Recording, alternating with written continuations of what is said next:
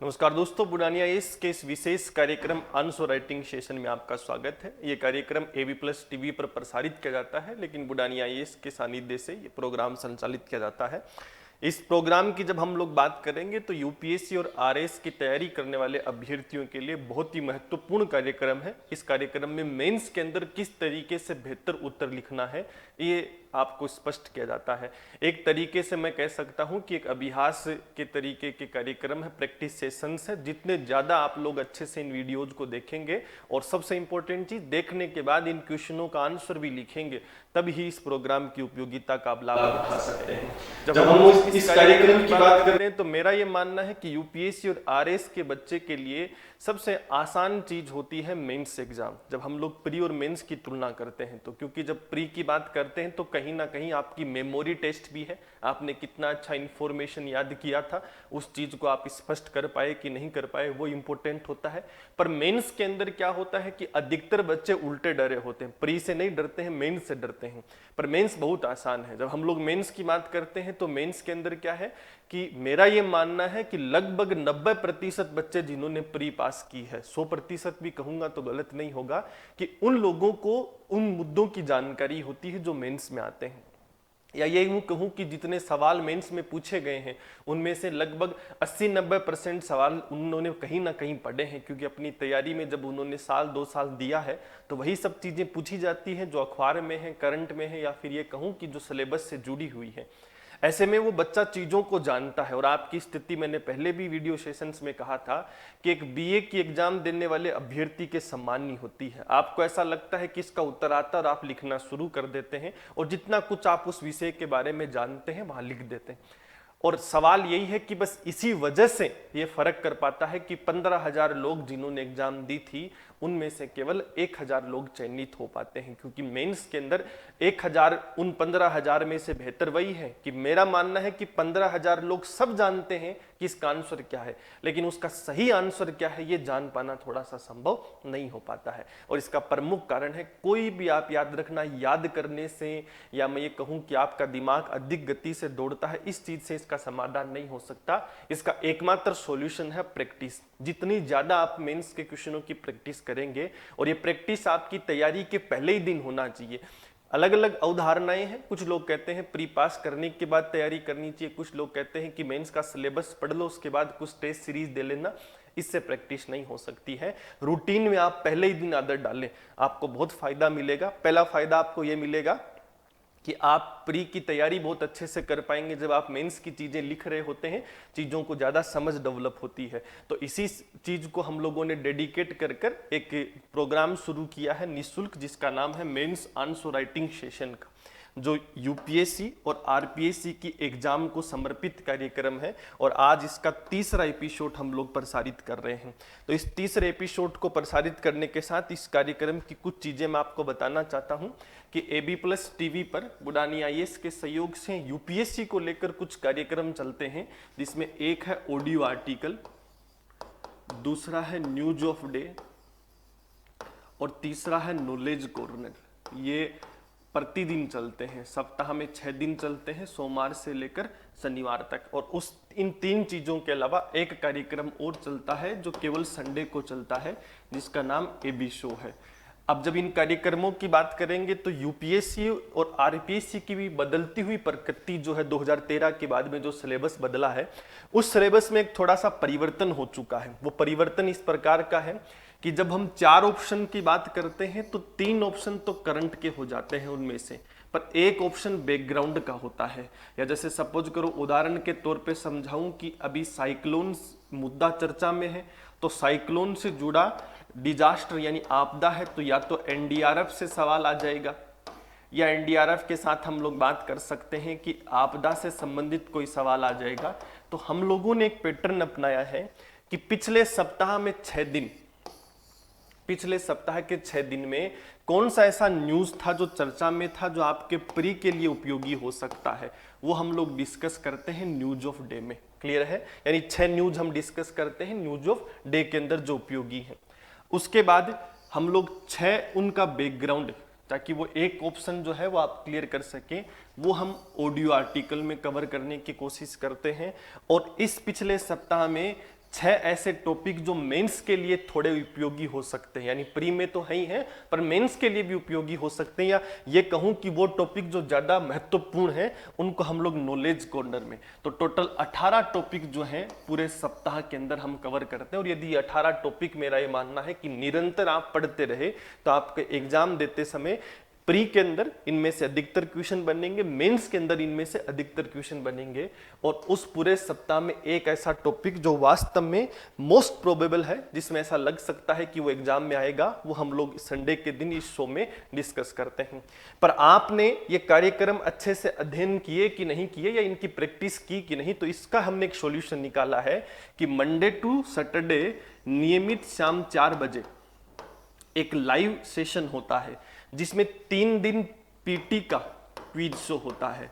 यानी इन्हीं टॉपिकों में से जो पिछले सप्ताह 18 टॉपिक बताए गए थे, इनमें से 4 बजे एक प्री का क्विज टेस्ट होगा 3 दिन सप्ताह में, और 3 दिन मेंस का होगा। तो इसी मेंस की सीरीज की हम लोग बात कर रहे थे।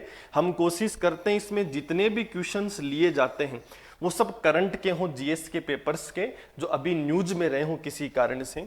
सबसे इंपॉर्टेंट चीज है कि उस क्वेश्चन का फ्रेम करना है, कि उसका आंसर किस तरीके से लिखना है, उस क्वेश्चन की फ्रेमिंग आपको स्पष्ट करते हैं।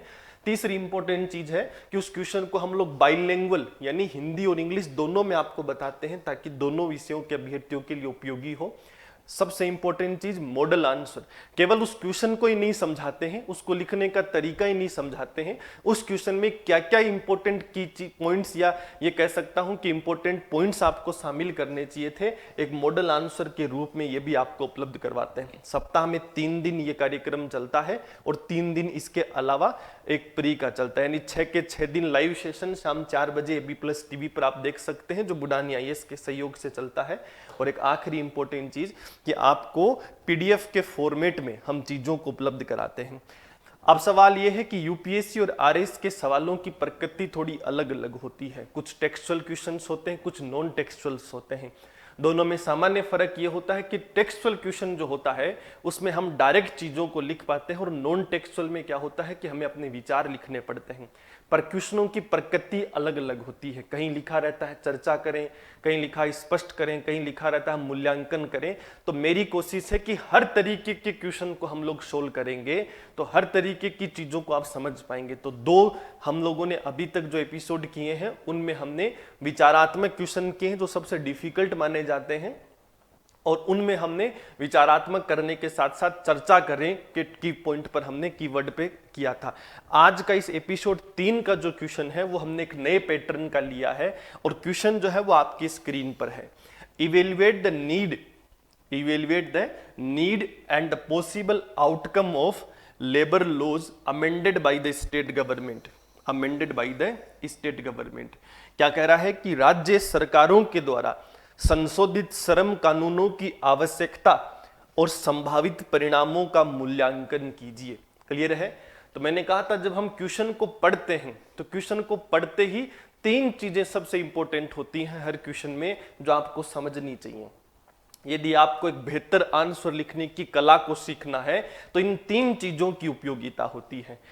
बेहतर आंसर तभी लिख सकते हैं कि पहली चीज, हमेशा उस क्वेश्चन को समझने के लिए आपको उस क्वेश्चन का कीवर्ड समझना पड़ेगा कि क्या चीज पूछी गई है। जैसे सपोज करो यहां लिखा रहता चर्चा करें तो आंसर अलग होता, यहां लिखा रहा है कि मूल्यांकन करें तो आंसर अलग होगा, यहां लिखा होता कि स्पष्ट करें, टिप्पणी करें तो आंसर बिल्कुल अलग अलग होगा।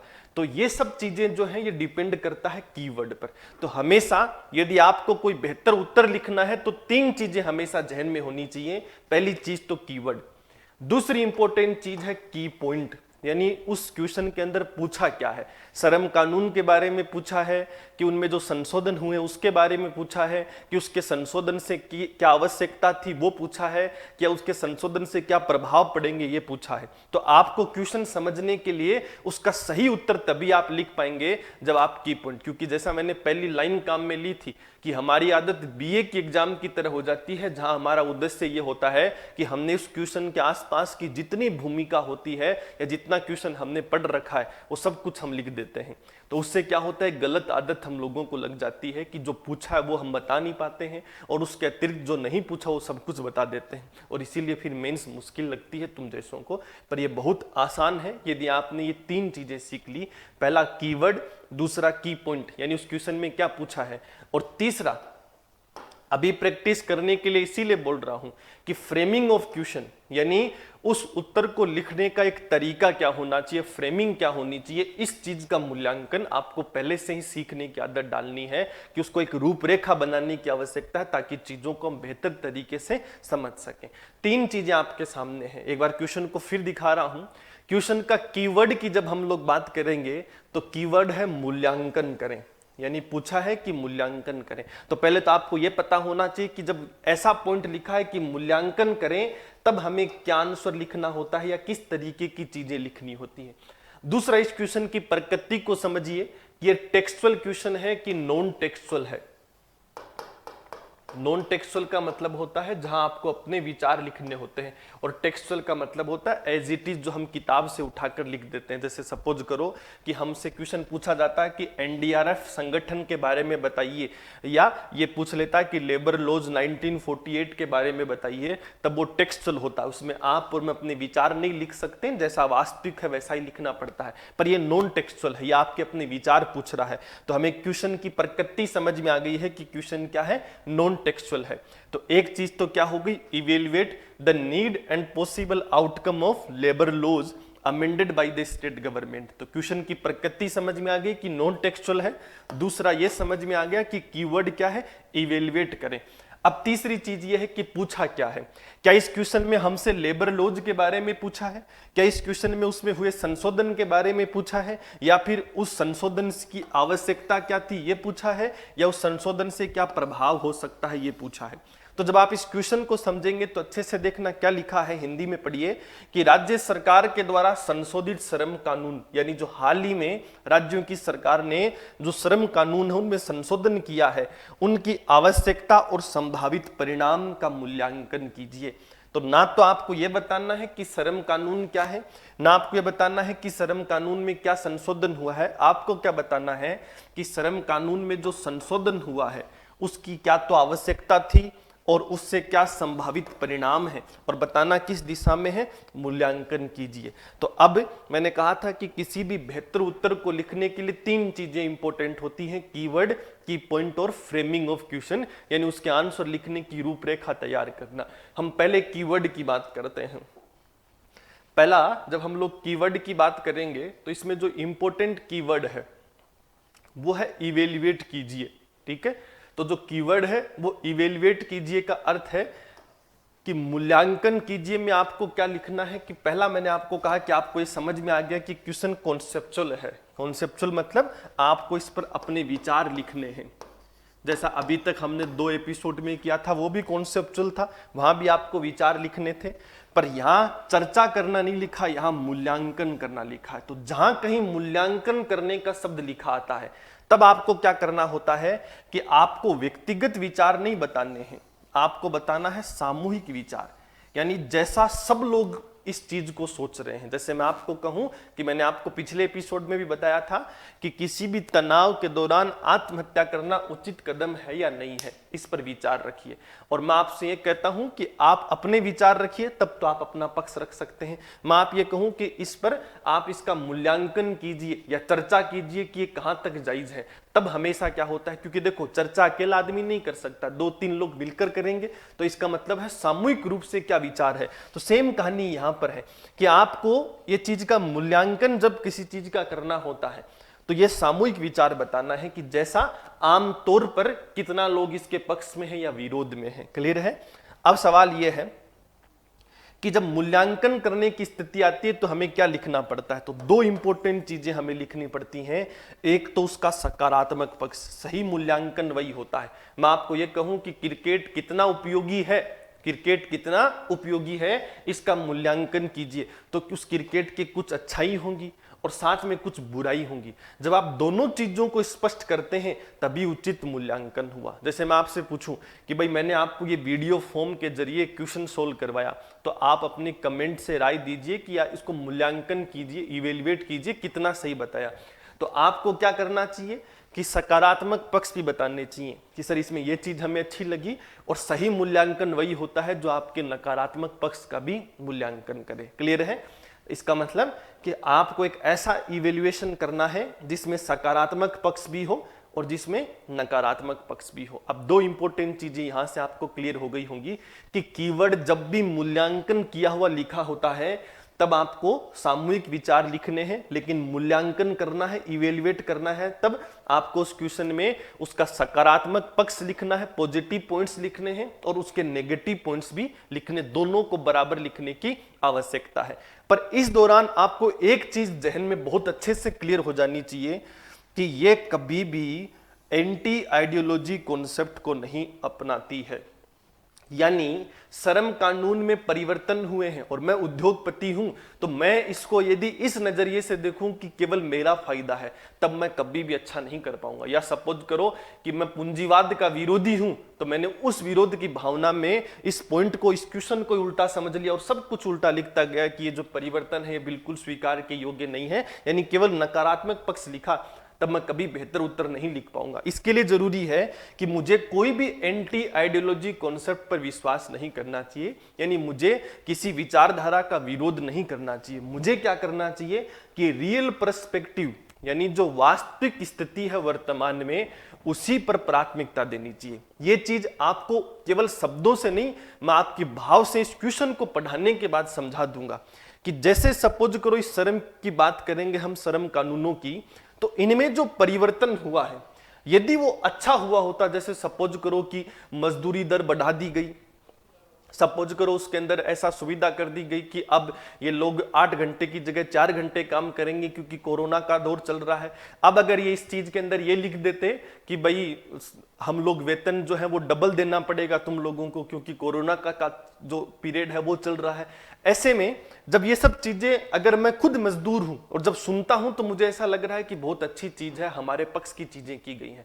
पर अगर मुझे इसका मूल्यांकन करना पड़े एक निष्पक्ष आदमी की तरह कि ये सही है कि गलत है, तो मैं इसको 100% गलत कहूंगा, क्योंकि इस पीरियड में तो वेतन आधा भी मिल जाए ये भी बहुत इंपॉर्टेंट है, क्योंकि ये कोरोना का काल केवल मजदूर के लिए नहीं है, उस उद्योगपति के लिए भी है। वो मजदूर जो है वो तो अपनी न्यूनतम आवश्यकताओं को पूरा कर जीवन चला पाएगा, लेकिन उस उद्योग के लिए बहुत बड़ी चुनौती है, यदि वो बंद हो गया तो लाखों लोगों का रोजगार खत्म हो जाएगा। ऐसे में मुझे आज की परिस्थितियों का मूल्यांकन करना चाहिए। हो सकता है मैं उद्योगों का विरोधी हूं, और अगर मैं उद्योगों का विरोधी भी हूं तो भी मुझे अपनी विचारधारा को नहीं बताना है, जो वास्तविक स्थिति है केवल उसी चीज को स्पष्ट करना है। तो मेरी राय में आपको पहला पॉइंट क्लियर हो गया होगा कीवर्ड का, कि मूल्यांकन करना जहां कहीं लिखा होता है तो हमें क्या करना पड़ता है कि सामूहिक विचार लिखने हैं, यानी जो आमतौर पर सब लोगों ने स्वीकार कर रखे हैं।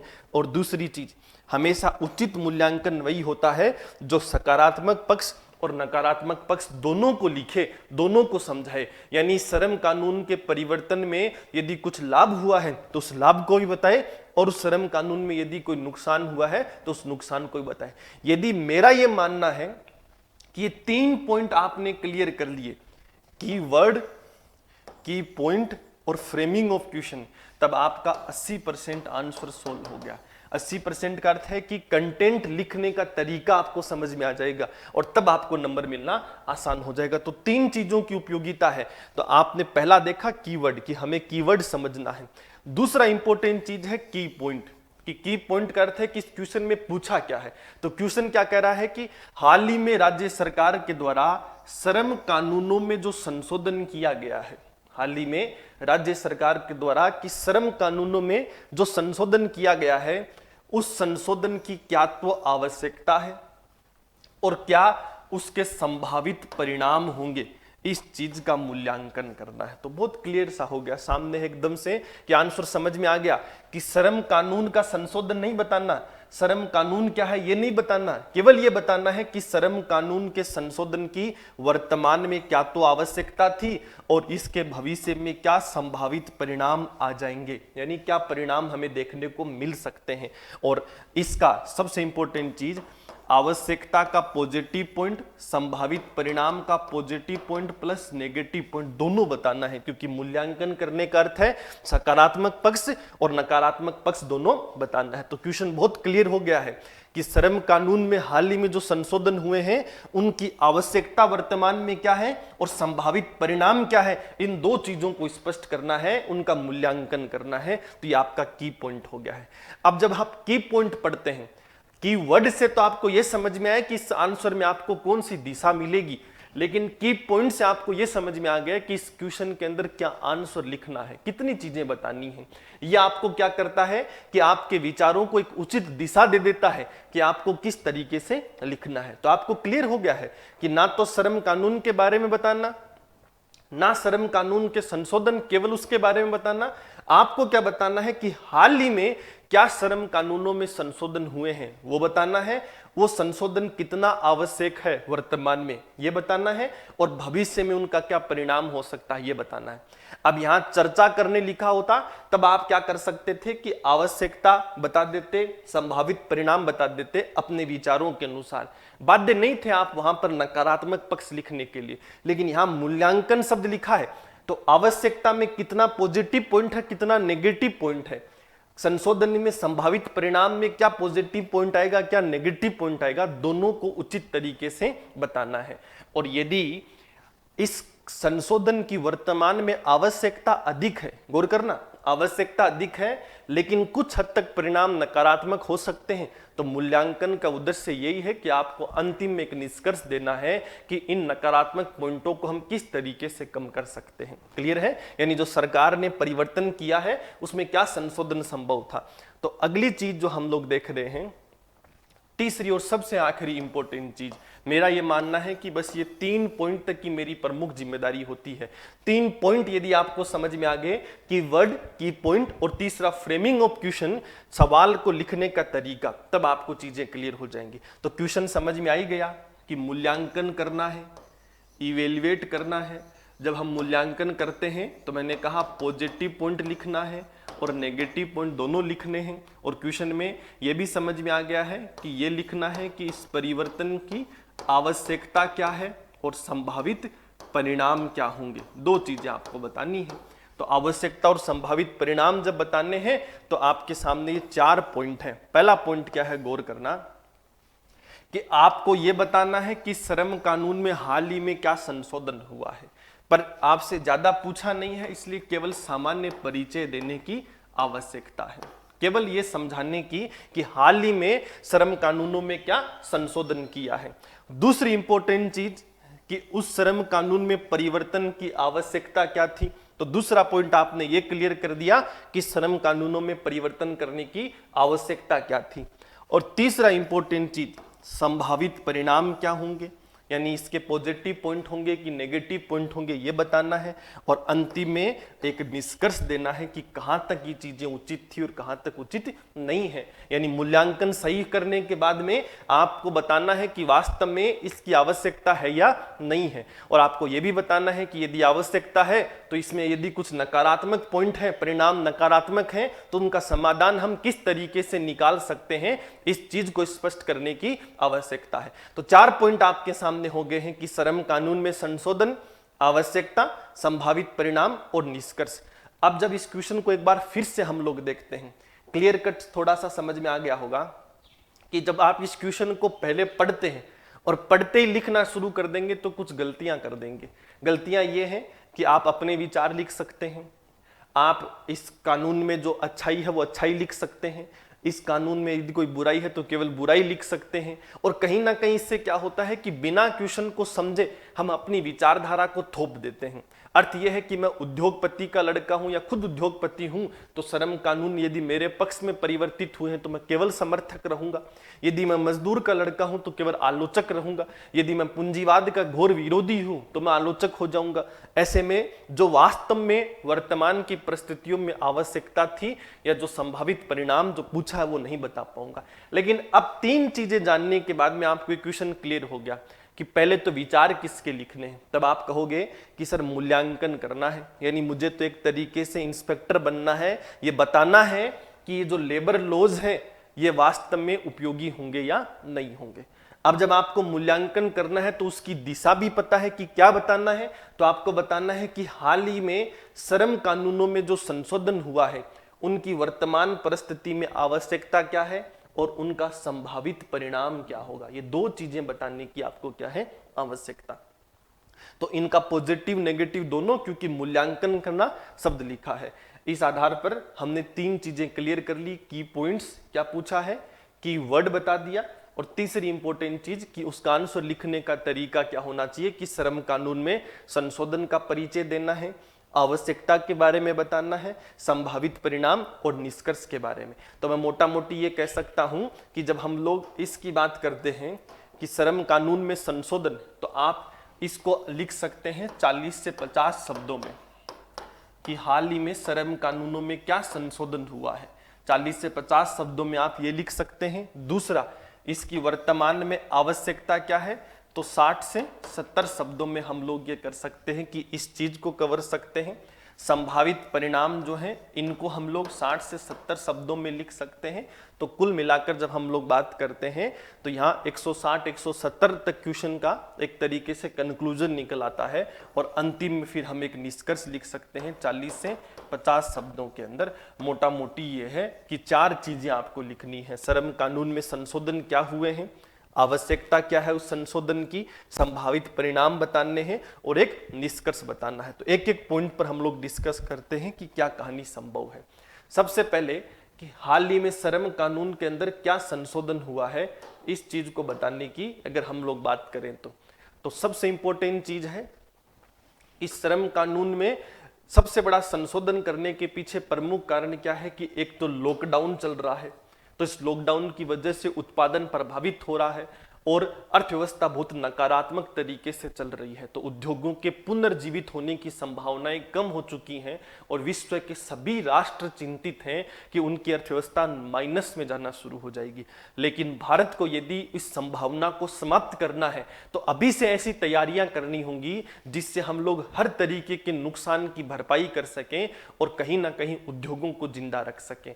इसके लिए क्या करना होगा कि लॉकडाउन और अर्थव्यवस्था पर जो पड़ रहा प्रभाव है, इसके लिए हमने श्रम कानूनों में संशोधन किया। एक परिचय के तौर पर बताना है, जब हम लोग लेबर लॉज की बात करते हैं श्रम कानून की, तो ये समवर्ती सूची का विषय है। कॉन्करेंट लिस्ट का क्या है, सब्जेक्ट है। समवर्ती सूची का तात्पर्य है कि इस पर कानून जो है वो राज्य सरकार भी बना सकती है और इस पर कानून जो है वो केंद्र सरकार भी बना सकती है। दोनों सरकार के पास इस पर कानून बनाने का अधिकार है। ऐसे में कुछ राज्यों ने अपने अधिकारों का प्रयोग कर जो श्रमिक कानून है उनमें परिवर्तन किया है। उत्तर प्रदेश की सरकार ने अपने श्रम कानून जो पहले से चल रहे हैं उनमें 3 साल की छूट दी है। उन छूट में प्रमुख छूट क्या है, क्योंकि जब आवश्यकता और परिणाम बताओगे तो तभी बता पाओगे जब आपको वास्तव में पता होगा कि क्या संशोधन किए। तो अच्छे से समझना, एक तो उन्होंने क्या किया है कि जितने औद्योगिक विवाद अब उत्पन्न होंगे, जो व्यवसायिक सुरक्षा का मुद्दा होगा, मजदूर के जो कार्य करने की जो वातावरण है कार्यस्थल का, मजदूर की जो स्वास्थ्य है, लेबर यूनियन है, ठीक है, उसके साथ साथ कॉन्ट्रैक्ट जो बंद, एक तरीके से ये कह सकते हैं कि हमने कॉन्ट्रैक्ट पर जिन मजदूरों को ले रखा है, ये सब क्या है कि अगले 3 साल के लिए समाप्त हो जाएंगे। अगले 3 साल तक समाप्त होने का, सस्पेंड होने का अर्थ क्या है कि यदि कोई औद्योगिक विवाद उत्पन्न होता है तो सरकार नहीं सुनेगी 3 साल तक। एक तरीके से जब इन पॉइंट को आप पढ़ेंगे तो उद्योगपति जो हैं उनको थोड़ी अधिक छूट दी गई है कि आपके ऊपर अब हमारा फोकस ये नहीं रहेगा कि आपने मजदूरों को सुरक्षा दी कि नहीं दी, आपने अस्थायी कर्मचारियों को परमानेंट रखा कि नहीं रखा, या उनको बिना किसी कारण बताए निकाल दिया, ठीक है, उनके स्वास्थ्य से संबंधित कोई काम आपने किया कि नहीं किया। क्योंकि जब रूटीन में अर्थव्यवस्था चल रही थी तो कुछ कानून है कि मुझ जैसा आदमी 8 घंटे काम करा सकता है, 8 घंटे के अलावा उनको स्वास्थ्य के लिए अलग से बीमा देना पड़ेगा, उनको बेहतर वातावरण देना पड़ेगा, कोई कैंटीन की सुविधा, कोई उनके रेस्ट रूम की सुविधा, या इस तरीके की चीजें मुझे देनी पड़ती थी। तो अब उन सब चीजों से उत्तर प्रदेश की सरकार ने 3 साल के लिए छूट दी है कि हमारी प्रायोरिटी अभी ये सब नहीं है, हमारी प्रायोरिटी ये है कि तुम्हारी फैक्ट्री जिंदा रहे ताकि इन मजदूरों को हम रोजगार देते रहें। क्लियर है? दूसरा इंपॉर्टेंट कॉन्सेप्ट क्या है कि मध्य प्रदेश की सरकार ने अगले 1000 दिन तक, अगर हम वो इस लगभग 3 साल के लिए, कि इन्होंने कुछ छूट दी हैं। छूट क्या दी है कि एक तो सप्ताह में हम लोग 72 घंटे अतिरिक्त कार्य करवा सकते हैं, ठीक है, और जो काम करने की पीरियड था उसको 8 घंटे से, पहले हमारे यहाँ एक लिमिट थी मध्य प्रदेश में कि भाई 8 घंटे आप मजदूर से काम करा सकते हैं, अब उसी मजदूर को उसी वेतन में आप 12 घंटे काम करवा सकते हैं। क्लियर है? उसके अलावा उस मजदूर को आप बाध्य भी कर सकते हैं 72 घंटे अतिरिक्त कार्य करने के लिए। हालांकि इस अतिरिक्त कार्य करने का अलग से भुगतान होगा, लेकिन आप उसको बाध्य भी कर सकते हैं कि भाई आपको 72 घंटे काम और करना पड़ेगा पूरे सप्ताह के अंदर, ठीक है। और जो रूटीन में 8 घंटे काम करते थे, 8 घंटे की जगह आप उनको बाध्य कर सकते हैं कि आपको कितने घंटे काम करना पड़ेगा, 12 घंटे, यानी आप उनको एक तरीके से उसी वेतन में 4 घंटे बढ़ा दिए गए हैं। तो ये उद्योगपतियों के पक्ष का फैसला है। रजिस्ट्रेशन जो पहले 30 दिन में होता था किसी उद्योग का, अब उसको 10 दिन में किया जाएगा। हालांकि इसको केवल कोरोना से जोड़कर देखना उचित नहीं है। इसलिए उचित नहीं है कि भाई ये वास्तव में अपने आप में एक प्रशासनिक समस्या थी हमारे यहाँ कि कोई उद्योग जब आदमी शुरू कर रहा है तो वो अपने आप में हमारे लिए एक बहुत बड़ी बात है। वो एक मेहमान के तौर पर है, क्योंकि वो आदमी क्या करेगा, अनेक लोगों को रोजगार देगा, सरकार को आय देगा, तो उसको प्राथमिकता दी जानी चाहिए। लेकिन हमारी कागजी कार्रवाई में 30 दिन लगते थे, तो अब उद्योग या निवेश को एक तरीके से मैं ये कह सकता हूं कि प्रमोट करने के लिए, आकर्षित करने के लिए नियम में परिवर्तन किया गया है कि 30 दिन की जगह हम लोग 10 दिन में क्या करेंगे, रजिस्ट्रेशन करेंगे उद्योग का। और तीसरी इंपॉर्टेंट चीज है freedom from industrial dispute act, कि उन उद्योगों को छूट दी गई है कि औद्योगिक विवाद जो होंगे उनसे फिलहाल आपको छूट है अगले 1000 दिन के लिए। और सबसे इंपॉर्टेंट चीज फ्रीडम इन सर्विस और ऑन जॉब, यानी आप किसको नौकरी पर रखना चाहते हो, किसको नौकरी से निकालना चाहते हो, ये सब उस उद्योग पर निर्भर करता है। वो उद्योग को कभी कोई चुनौती नहीं दे पाएगा कि आपने हमें नौकरी से क्यों निकाल दिया, या कोई तो आधार रहा होगा। उद्योग चाहे तो निकाल सकता है। एक तरीके से उद्योगों को यहाँ छूट दी गई है। तो ये वो मेजर पॉइंट्स हैं जो आप कह सकते हैं कि हाल ही में लेबर लॉज संशोधित हुए हैं।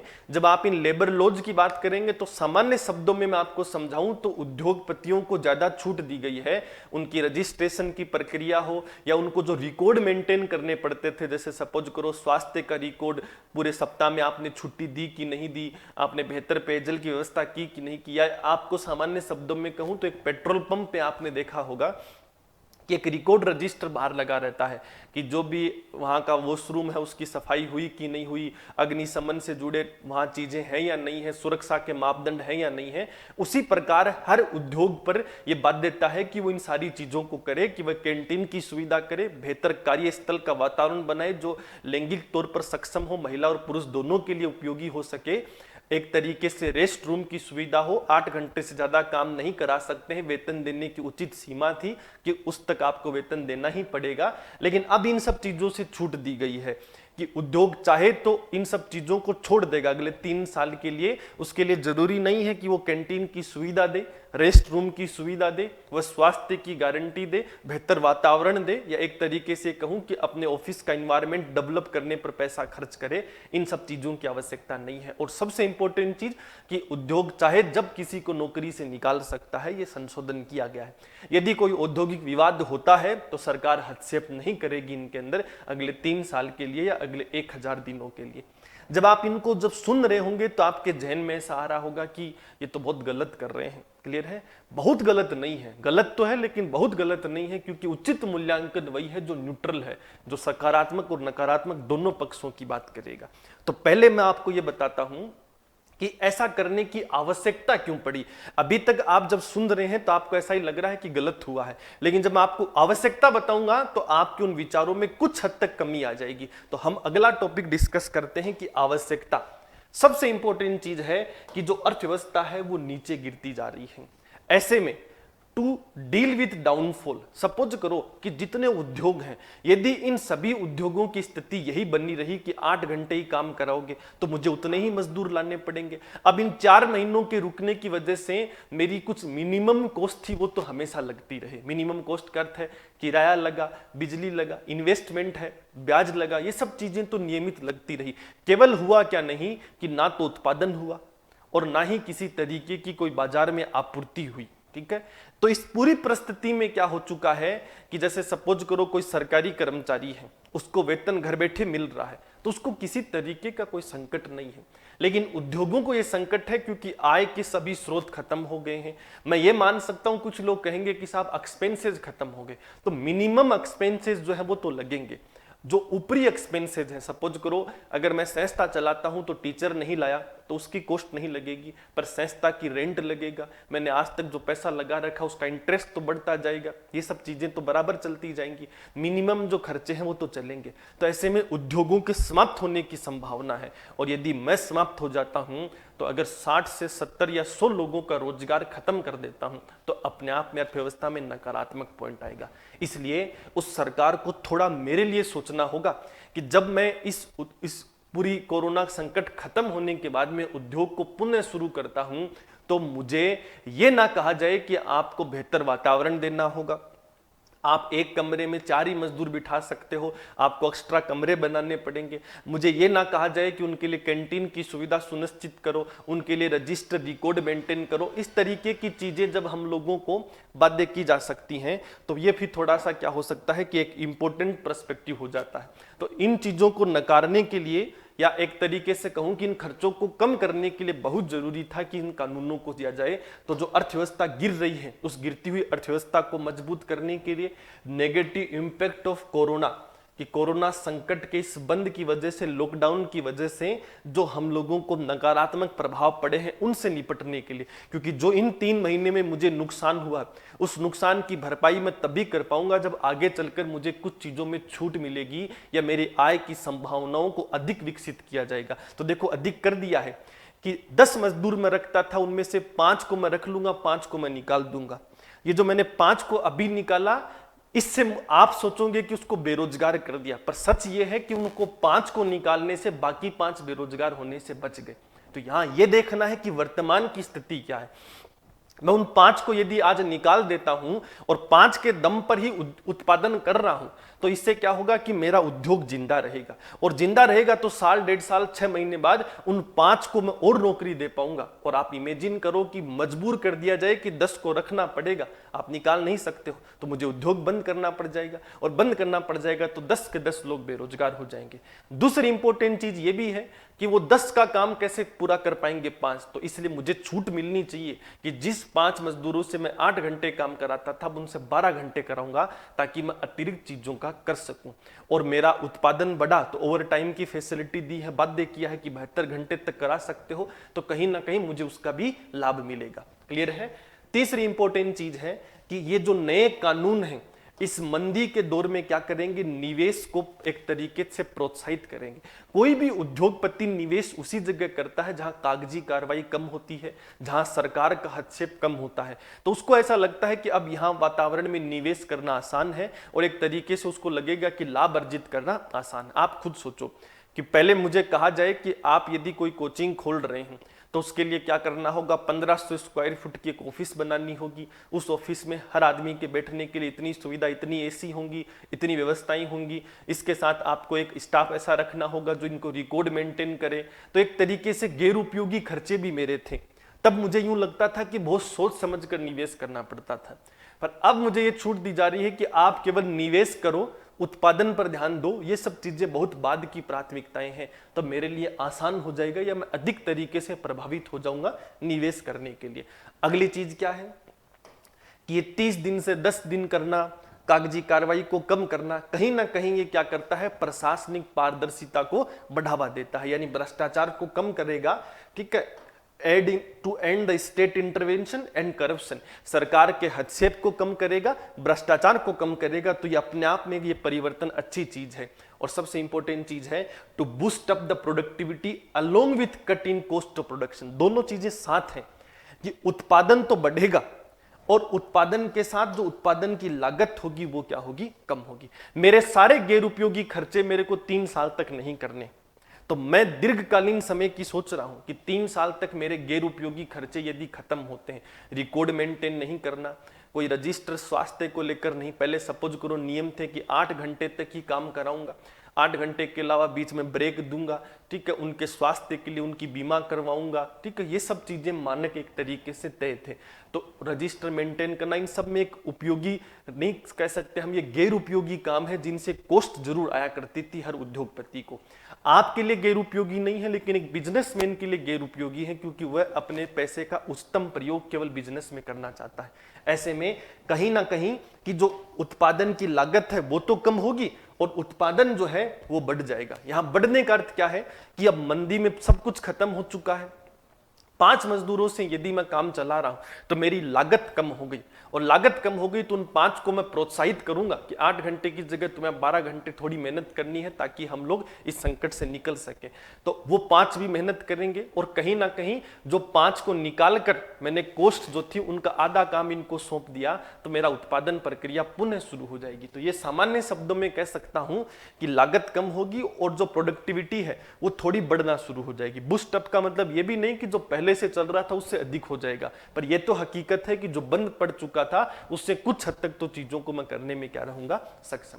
तो 5-6 चीजें हैं जब आपके सामने आवश्यकताओं की बात करूंगा। गिरती हुई अर्थव्यवस्था, कोरोना काल के नकारात्मक प्रभाव को निपटने के लिए, निवेश को प्रोत्साहित करने के लिए इस मंदी के दौर में, प्रशासनिक व्यवस्था में पारदर्शिता लाने के लिए, सरकार के हस्तक्षेप को खत्म करने के लिए, भ्रष्टाचार जैसे मुद्दों को समाप्त करने के लिए और उत्पादन की लागत को कम करने के लिए इन चीजों की आवश्यकताएं थी।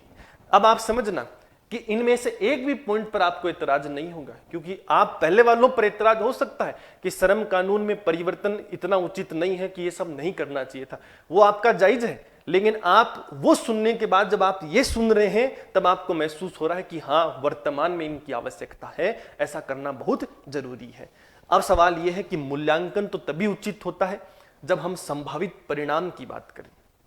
तो क्या क्या संभावित परिणाम हमारे सामने आ सकते हैं, हमें इसमें पॉजिटिव और नेगेटिव दोनों बताने हैं। जब हम लोग संभावित परिणाम की बात करते हैं तो देखो क्या है कि इससे सबसे इंपॉर्टेंट चीज क्या है कि एक तो लेबर सिक्योरिटी और हेल्थ का इश्यू पैदा होगा। यानी एक तो मजदूर को छूट दी गई, उद्योगपति को कभी भी निकाल सकता है, तो हर मजदूर असुरक्षित महसूस करेगा अपने आप को, और असुरक्षित जब महसूस करता है तो कहा जाता है कि उसी को मानसिक तनाव हम लोग कह सकते हैं कि कहीं ना कहीं उसका उत्पादन प्रभावित होता है। सरकारी नौकरी और प्राइवेट नौकरी में पैसों में बहुत फर्क है, याद रखना, सरकारी से ज्यादा लोग प्राइवेट में कमाते हैं, पर फिर भी सरकारी वाला संतुष्ट है क्योंकि उसको जॉब सिक्योरिटी है। क्लियर है? तो यहां सबसे इंपॉर्टेंट चीज है कि इस तरीके के कानून को बनाने से क्या होगा कि मजदूरों की जो लेबर सिक्योरिटी है वो बड़ा इशू है। दूसरी चीज है कि हेल्थ इश्यूज को हम लोग कभी भी कॉस्ट ऑफ प्रोडक्शन में नहीं मानना चाहिए। यानी यदि मुझे ये छूट दे दी गई है कि मुझे अब कोई हेल्थ के लिए, कोई मजदूरों के लिए उनके स्वास्थ्य को लेकर कोई चिंतित होने की आवश्यकता नहीं है, तो कहीं ना कहीं ये नकारात्मक पहलू है। इससे क्या करेंगे उद्योगपति, जो मिनिमम प्रोटेक्टिव किट्स एक तरीके से हो सकते हैं कि एक उद्योग में न्यूनतम जिन चीजों की आवश्यकता है अगर उनका उल्लंघन करते जाएंगे तो स्वास्थ्य खराब होना तो अपने आप में बहुत बड़ी चुनौती हो सकती है। तो ये जो है ये नकारात्मक पॉइंट है। Minimum record should register should be maintain, ये बहुत जरूरी है कि एक ऐसी चीज हो, मैं मान सकता हूं कि कुछ चीजें गैर उपयोगी हैं, लेकिन एक न्यूनतम व्यवस्था तो ऐसी हो जिसके अंदर हम शुद्ध पेयजल की व्यवस्था हो, या एक तरीके से कह सकें इस गर्मी के मौसम को एक संतुलित करने की व्यवस्था हो। तो ये जो मिनिमम रिकॉर्ड रजिस्टर है, ठीक है, कोई अटेंडेंस का हो या बेसिक चीजें हैं, ये तो मेंटेन करने की आवश्यकता है। जॉब इनसिक्योरिटी होगी, एक्सप्लॉयटेशन ऑफ लेबर होगा, मजदूर का शोषण होगा, ठीक है, कम मजदूरी दर दी जाएगी, वोलेशन ऑफ बेसिक लेबर राइट्स, मजदूरों का जो आधारभूत अधिकार है एक तरीके से वो होगा। और आप कह रहे हो कि 8 से 12 घंटे कराएंगे तो एक तरीके से बंधुआ मजदूरी है, फोर्स्ड लेबर है, ठीक है, तो वो एक अपने आप में चुनौती बन जाएगी।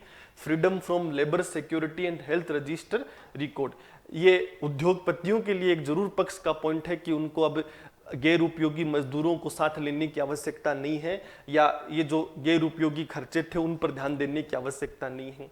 अगली चीज है जैसे वीकली हॉलीडे खत्म कर दी गई है, तो शुरुआत के दिनों में इसको हम स्वीकार कर सकते हैं कि अच्छी चीज है कि ताकि उत्पादन की जो नुकसान है उस भरपाई को देखा जा सके। बेटर वर्किंग इन्वायरमेंट के कॉन्सेप्ट को उन्होंने खत्म कर दिया है, तो वो बहुत गलत है, ऐसा नहीं होना चाहिए, ठीक है। उद्योगों को क्या है कि फ्रीडम फ्रॉम पेनल्टी और पनिशमेंट रखा गया है, तो ये भी एक अच्छा पॉइंट हो सकता है कि अगर मैं न्यूनतम आवश्यकताओं को यदि पूरा नहीं कर पा रहा हूं इस समय, तो मुझे पेनल्टी या किसी तरीके की सजा ना हो, एक चेतावनी देकर छोड़ दिया जाए। उस कानून पहले नियम था कि उस पर जुर्माना लगेगा, तो इस मंदी के दौर में इस तरीके का काम करना कहीं ना कहीं गलत होगा। केवल चेतावनी दी जाए, मुझे प्रेरित किया जाए कि मैं न्यूनतम आवश्यकताओं को पूरा कर सकूं, तो एक तरीके से संभावित परिणाम हम लोगों को देखने को मिलेंगे। जब आप इस कहानी का निष्कर्ष पढ़ेंगे तो दो चीजें आपके दिमाग में आएंगी कि जब हम लोग लेबर लॉज की बात करते हैं तो ये जो लेबर लॉज हैं इनमें परिवर्तन होना आवश्यक है। वर्तमान में जो परिवर्तन किया गया है ये आवश्यक है। मैं तो पहले तो यही देखता हूं कि सरकार की भूमिका, करप्शन और जो ट्रांसपेरेंसी थी, यदि इन 3 मुद्दों को ही इस कानून से सुधार मिला है तो ये अच्छाई है इस कानून की। क्लियर है।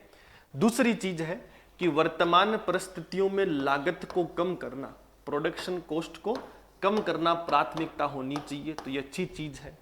पर इस कानून में कुछ चुनौतियां हैं। कुछ चुनौतियां क्या हैं कि वेज रेट, मजदूरी दर चुनौती रहेगी, लोग कम देंगे, ठीक है, स्वास्थ्य, जॉब की सुरक्षा, ठीक है, इस तरीके के जो बुनियादी मुद्दे हैं। मैं मान सकता हूं कि गैर उपयोगी खर्चों में आप ये कह सकते थे कि नया कैंपस बनाने की या बाध्यताएं, कोई नए किट खरीदने की, इन सब पर बाध्यताएं की छूट मिल जाती। लेकिन यदि आप सुरक्षा के मानक नहीं रखोगे तो फिर वो अपने आप में चुनौती है। आप मजदूर के स्वास्थ्य के साथ खिलवाड़ करोगे तो अपने आप में चुनौती है। आप वेतन को 5 दिन, 10 दिन या 2 टुकड़ों में दे सकते हो हर महीने कि भाई हम लोग पहले एक साथ देते थे, अब आपको महीने में 2 बार देंगे, वो स्वीकार के योग्य है। लेकिन आप वेतन 3 महीने से दोगे, ये स्वीकार के योग्य नहीं हो सकता।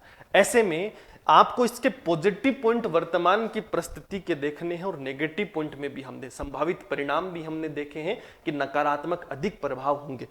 इसके लिए आपको फिर क्या करना चाहिए था कि क्यों किया गया है, इस प्रकृति को समझना है। तो प्रकृति समझ में आ गई है कि कोरोना संकट की वजह से उत्पादन की लागत को कैसे कम किया जाए ताकि उद्योग जिंदा रहे, यह है। इसके लिए आप क्या सुझाव दे सकते हो कि हमारी राय में पहली इंपॉर्टेंट चीज कि सरकार को क्या करना चाहिए था कि कुछ समय के लिए उद्योगों के साथ मजदूरी दर को साझा कर लेना चाहिए था।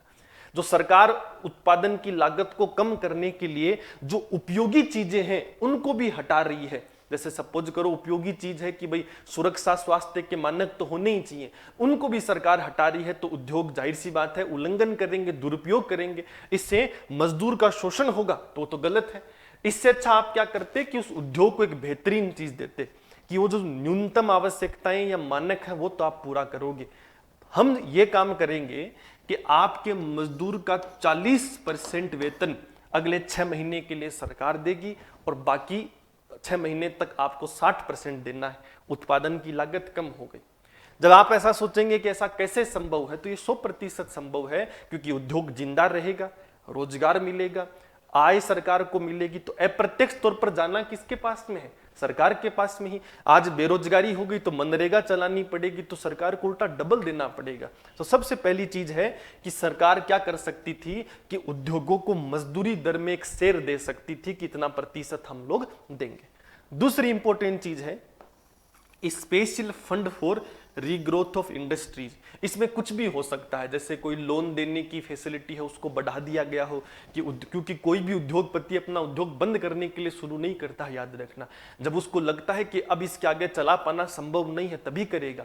ऐसे में आपने उसको एक लोन दिया, अनुदान दे दिया, ठीक है, कि एक तरीके से उसको रीग्रोथ पुनर्विकसित करने का कोई भी विकल्प दे दिया हो तो वो आपके लिए बेहतर हो सकता है। क्योंकि जब उद्योग को जिंदा रखने के लिए आपने एक तरीके से ऑक्सीजन सप्लाई कर दी है तो उसके मजदूर अपने आप काम करते रहेंगे, रोजगार बना रहेगा और उस उद्योग के बनने से फायदा सरकार को है। तीसरी इंपॉर्टेंट चीज है मोर एम्प्लॉयमेंट जनरेशन, कि बहुत से लोग जब इस कोरोना संकट में देखेंगे तो क्या हो चुके हैं कि एक दूसरे के यहां से पलायन कर चुके हैं, अपने घरों की तरफ लौट चुके हैं। तो महीना 2 महीना जैसे आप लॉकडाउन की बात करोगे तो भारत सबसे नीचा था, लेकिन ये असफल क्यों हुआ? इसका प्रमुख कारण क्या था कि जब अचानक हमने मजदूरों को ये जो वादे किए थे, वादे ये थे कि हम आपको घर तक खाना पहुंचाएंगे, घरों से बाहर नहीं निकल, यदि ये काम हमने कर लिया होता तो शायद ऐसा नहीं होता।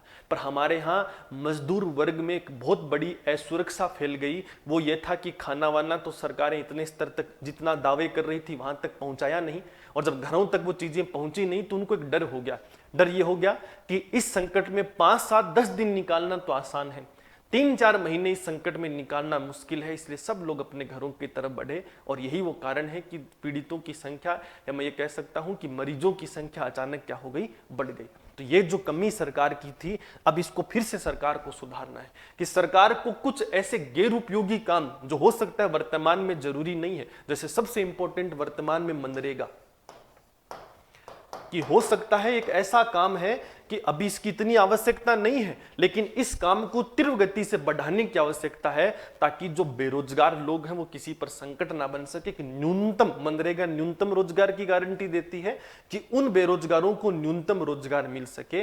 ये मोर एम्प्लॉयमेंट जनरेशन सरकार की तरफ से हो गया। दूसरा, इस कानून को लाने से क्या होगा कि कहीं ना कहीं निवेश और बढ़ेगा, तो उस निवेश से एम्प्लॉयमेंट जनरेशन होगा, तो वो भी सरकार को देखना है। या निवेश को प्रभावित करने के लिए कुछ और कदम उठाने चाहिए। सबसे इंपॉर्टेंट चीज है open employment in place of freedom of appointment to factory, यानी जो सरकार उनको स्वतंत्रता दे रही है कि आप मजदूरों को निकाल सकते हैं, अपनी इच्छा से चुन सकते हैं। इसके साथ साथ सरकार को भी खुले रोजगार की व्यवस्था को कायम कर देना चाहिए मनरेगा जैसी चीजों के माध्यम से। और दूसरा, मेरा सबसे इंपॉर्टेंट पॉइंट मेरा मानना है कि reduction in the taxes will reduce the cost of production. सरकार फिलहाल अपने कर की सीमा को इतना कम कर दे कि खुद नुकसान उठा सके, क्योंकि एक अकेली सरकार दुनिया से जब लोन लेती है तो आसान काम है, लेकिन जब हम उस सरकार की चुनौतियों की बात करें कि वह केवल कर के माध्यम से बोझ बरकरार रखेगी तो बहुत से लोग प्रभावित होंगे और बाद में सरकार को और कर्ज लेना पड़ेगा उन लोगों को किसी मनरेगा में या उन उद्योगों को जिंदा रखने के लिए। इससे अच्छा है कि अभी सरकार कर की दरों को कम कर दे। यदि सरकार कर की दरों को कम कर देती है तो फायदा यह होगा कि उत्पादन की लागत अपने आप कम हो जाएगी, और इतने काम करने से पहले सरकार ये कर पाए तो ये भी अपने आप में, मैं तो कहूंगा कि टॉप पॉइंट होना चाहिए कि मजदूरी दर में भी साझा बाद में दे, पहले कर को कम कर दे ताकि चीजें अपने आप व्यवस्थित होना क्या हो जाए शुरू। और सबसे इंपॉर्टेंट चीज कि जो गैर उपयोगी खर्चे हैं वो तो उद्योगों के बंद कर दे, लेकिन जो उपयोगी चीजें हैं उसके लिए एक प्रॉपर गाइडलाइन दे दे। यानी इस कानून में एक स्पष्ट कर दे कि सुरक्षा के कौन कौन से मानक किसी भी परिस्थिति में उद्योग कम नहीं करेगा। मिनिमम वर्किंग कंडीशन कि कितना न्यूनतम वातावरण होना चाहिए कार्य करने का, उस चीज को उद्योग कभी भी खत्म नहीं करेगा। तो एक तरीके से इसकी जब हम लोग बात करेंगे तो ये बहुत जरूरी है कि सरकार भी पहल करे इस पॉइंट पर कि जो लेबर लॉज तुमने अमेंड किए हैं उसमें केवल आपने उद्योगों को छूट दी है, और उससे भी उद्योगों के अधिक जिंदा रहने की संभावनाएं नहीं है, क्योंकि वो कितना, अब आप सोचो कि कोई कैंटीन पहले से चल रही बंद कर देगा, लेकिन कहीं ना कहीं उससे क्या होगा कि उत्पादन की लागत कम हो जाएगी, पर यह तो नहीं है कि उसका इन्वेस्टमेंट वापस आ जाएगा, या ये तो नहीं है कि उस इन्वेस्टमेंट से उसको कोई चीज का लाभ मिल रहा है। तो पहले प्राथमिकता सरकार को क्या देनी चाहिए कि जो गैर उपयोगी खर्चे हैं उनको कम करना चाहिए, चाहे वो रजिस्ट्रेशन की फीस हो, चाहे रजिस्ट्रेशन का समय हो, चाहे सरकार की तरफ से जीएसटी फाइल करवाना हो, कर से संबंधित मामले हो, इनमें भरपूर छूट सरकार को देनी चाहिए ताकि उद्योग अच्छे से एक बार पुनर्जीवित हो सके।